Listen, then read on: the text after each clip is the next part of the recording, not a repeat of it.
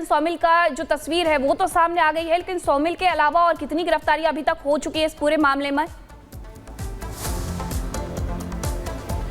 आज बिल्कुल देखिए, दोपहर तक 25 गिरफ्तारियां थी, लेकिन अब वो एक और बढ़ गई है, तो 25 गिरफ्तारियां अभी तक की गई है। जिस सौमिल का वीडियो हम आपको दिखा रहे हैं वो वीडियो इसी इमरजेंसी वार्ड का है। मेरे विजय का थोड़ा और आगे आएंगे तो तस्वीरें मैं दिखा पाऊंगा कि वो इसी जगह पर, ये जो कांच का दरवाजा एक समय पे हुआ करता था, अब कांच बिल्कुल पूरे तरीके से तोड़ा गया, इसी जगह पे वो लगातार डंडे जो है वो मार रहा था। यही का वीडियो है। पुलिस ने इसी वीडियो के आधार पर सौमिल को गिरफ्तार किया है। सौमिल कोलकाता का ही रहने वाला है और अब उसके जो दूसरे साथी हैं वो कितने लोगों के साथ इस प्रोटेस्ट के नाम पर यहाँ पर इकट्ठा हुआ था, उसके बाद जो आगजनी तोड़फोड़ जो है वो अस्पताल के अंदर की गई, उन्हीं सभी तस्वीरों के आधार पर गिरफ्तारी जो है वो आगे कोलकाता पुलिस कर रही है। अभी तक 25 लोगों को गिरफ्तार किया गया है। 60 से भी ज्यादा लोगों की फोटो को सर्कल बनाकर, बाकायदा रेड सर्कल बनाकर सोशल मीडिया पे पोस्ट किया गया और कोलकाता पुलिस लगातार लोगों से भी ये बात कर रही है कि कोई भी अगर इन्हें जानता है तो तुरंत जानकारी दे। कोलकाता पुलिस कमिश्नर ने अभी एक पीसी की, उसमें काफी सारी बातें की। उन्होंने कहा र्यूमर्स फैलाया जा रहा है, सोशल मीडिया पे गलत चीजें पोस्ट की जा रही है, लेकिन सवाल वही कि बिल्कुल सवाल वही कि आखिरकार जिन लोगों ने ये हरकत की है उनका मकसद क्या था और उन्हें किसने भेजा था। सबसे बड़ा सवाल वही है, क्योंकि उसी को लेकर के राजनीति हो रही है। एक और राजनीति हो रही है, वो की तस्वीरें आपको दिखाएंगे कि किस तरीके से ममता विरोध कर रही है और दोषियों के लिए फांसी की मांग कर रही है। बीजेपी की तरफ से दरअसल ऐलान किया गया था कि सभी जिलों में प्रदर्शन किया जाएगा शाम 4 बजे के बाद, और अब कोलकाता की सड़कों पर ममता बनर्जी खुद भी उतर गई हैं, हाथों में तख्ती और पोस्टर लेकर के उतरी हुई हैं, फांसी की मांग कर रही हैं और कह रही है कि फांसी जब तक नहीं होगी ये प्रदर्शन इसी तरीके से चलेगा। लेकिन सवाल उनकी पुलिस पर भी खड़े हुए थे कि आखिरकार झूठ क्यों बोला गया, पीड़िता के घर वालों को फोन करके ये इंफॉर्मेशन क्यों दी गई कि पीड़िता ने सुसाइड कर लिया है, पीड़िता के घर वालों को 3 घंटे तक उसका शव देखने के लिए नहीं दिया गया, और अब ये इस तरीके से सड़कों पर उतर गई हैं, प्रदर्शन कर रही हैं। कल तक ये बयान दे रही थी कि जो कुछ भी हुआ वो राम और वाम का किया हुआ है, यानी कि पहले उन्होंने राम का नाम लेकर के हिंदुओं का अपमान किया और उसके बाद अब जब कुछ हाथ नहीं लगा तो सड़कों पर उतर करके पैदल मार्च कर रही है। जैसा कि बीजेपी कह रही है कि ये सिर्फ और सिर्फ वोट बैंक की नीति है। बीजेपी की तरफ से ये बड़ा ऐलान किया गया था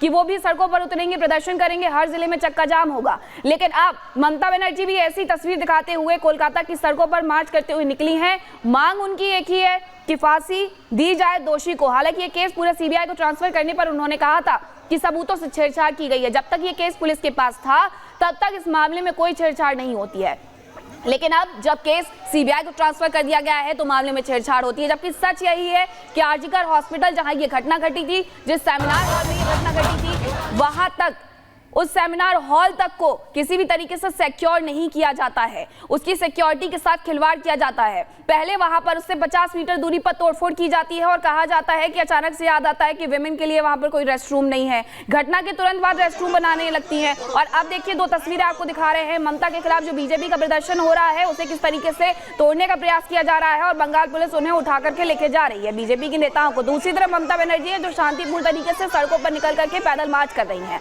अब सवाल ये कि ममता बनर्जी प्रदर्शन कर रही है तो दूसरे नेता क्यों नहीं कर सकते। हालांकि ये तस्वीरें हमेशा कोलकाता से पश्चिम बंगाल से इसी तरीके से सामने आती हैं, जहां पर ये सारे कृत्य देखने को मिलते हैं कि आखिरकार किस तरीके से ममता बनर्जी जो चाहे वो कर सकती है, लेकिन विपक्ष का कोई भी नेता वहां पर अगर उतरता है, धरना देता है, तो उसके साथ यही व्यवहार देखने का पुलिस का मिलता है, जो कि आप पहली तस्वीर में देख रहे हैं। और सीबीआई ने ट्रेनी डॉक्टर मर्डर केस की तफ्तीश तेज कर दी है। सीबीआई के जांच के रडार पर अस्पताल के स्टाफ के साथ ही कुछ अन्य संदिग्ध भी हैं। कोलकाता पुलिस के कथित सुस्त रवैये को लेकर भी सीबीआई के अफसर हैरान हैं। रिपोर्ट देखिए।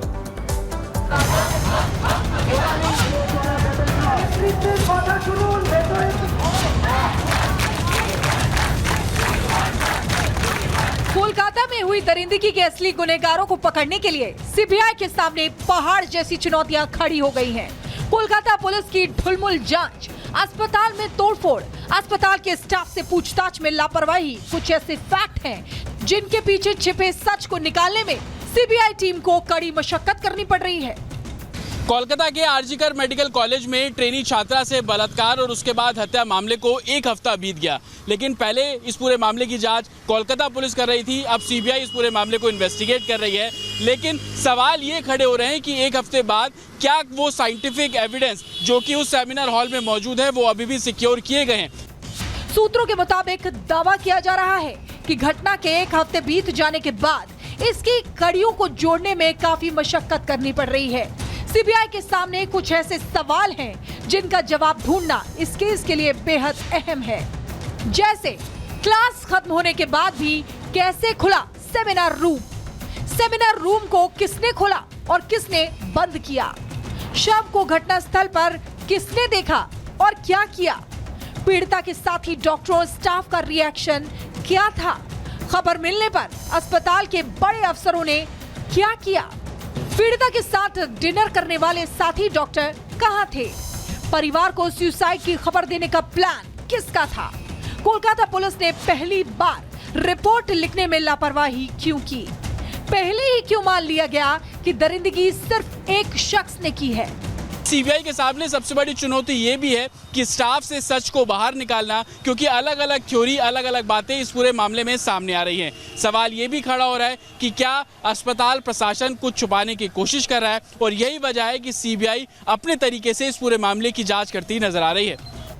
इस बर्बर हत्याकांड की जांच कोलकाता हाईकोर्ट ने सीबीआई को सौंपी थी, लेकिन सीबीआई जांच अभी ठीक से शुरू नहीं हो पाई कि अस्पताल में तोड़फोड़ और हंगामा हो गया। अब सीबीआई एक एक कदम फूंक फूंक कर रख रही है, जिससे इस कांड के पीछे का सच निकालने में कोई कसर न छूट जाए। सीबीआई मेडिकल कॉलेज के वर्तमान प्रिंसिपल से पूछताछ कर चुकी है, जबकि मेडिकल कॉलेज के तत्कालीन प्रिंसिपल से भी पूछताछ संभव है। पीड़िता के साथी डॉक्टरों के बयान भी दर्ज कर सकती है सीबीआई। हॉस्पिटल के सीसीटीवी फुटेज की पड़ताल भी जारी है। माना जा रहा है कि घटना पर पहुंचने वाले कोलकाता पुलिस के कर्मचारियों से भी सीबीआई उनकी आंखों देखा हाल समझ सकती है।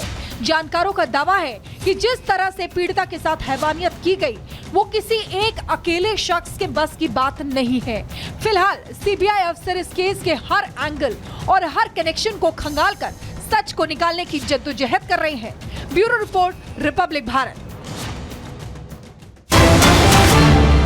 एक बार फिर से आपको तस्वीरें दिखा देते हैं। ममता बनर्जी सड़कों पर उतर करके प्रदर्शन कर रही हैं, मांग कर रही हैं कि फांसी दी जाए। हालांकि वही ममता बनर्जी हैं, उन्हीं की वो पुलिस है जिन्होंने ये कहा था कि पीड़िता ने आत्महत्या कर ली है। अब वो हालांकि सड़कों पर उतर गई हैं, विरोध कर रही हैं और कह रही है कि पीड़ितों को न्याय मिले और इसी के साथ जिन्होंने अन्याय किया है उन्हें फांसी की सजा मिले। पहले ही ये पुलिस मान करके बैठ गई थी कि दरिंदगी करने वाला एक ही व्यक्ति है, जिस पर सवाल भी खड़े हुए कि आखिरकार ऐसा पहले से क्यों मान लिया गया था।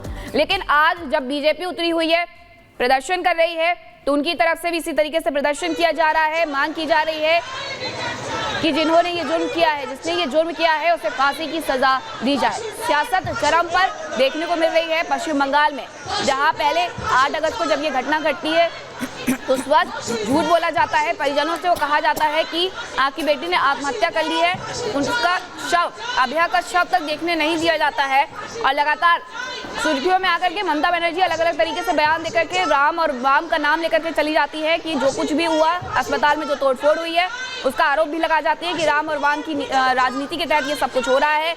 और अब सड़कों पर उतर करके प्रदर्शन कर रही है। तो दूसरी तरफ भारतीय जनता पार्टी जो धरने पर बैठी हुई थी, पश्चिम बंगाल की पुलिस ने उन्हें उठा करके साइडलाइन कर दिया है, जबकि ये पहले ही ऐलान कर दिया गया था, क्योंकि कल 15 अगस्त था, तो देखते हुए 16 अगस्त को तय किया गया था कि विरोध प्रदर्शन किया जाएगा।